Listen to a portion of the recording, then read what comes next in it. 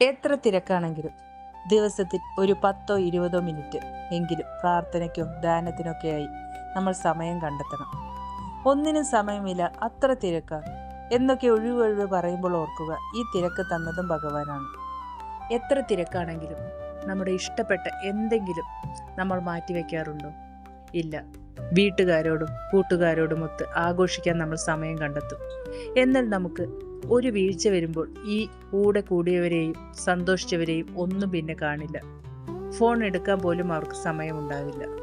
ഈ അവസ്ഥയിൽ ആരും നമ്മളെ സഹായിക്കാനുണ്ടായി എന്ന് വരില്ല.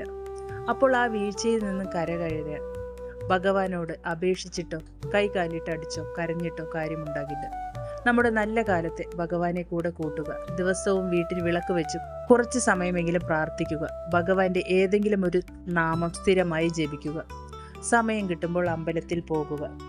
ഭഗവാനോടൊത്ത് നമ്മൾ ചിലവഴിക്കുന്ന ആ കുറച്ച് സമയം മാത്രമാണ് നമ്മുടെ ജീവിതത്തിലെ ഏറ്റവും വിലപ്പെട്ട സമയം.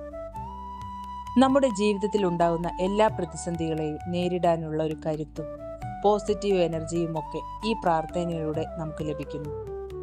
നമ്മൾക്ക് ഇന്ന് കാണുന്ന എല്ലാ സൗഭാഗ്യവും തന്നത് ഭഗവാനാണ്.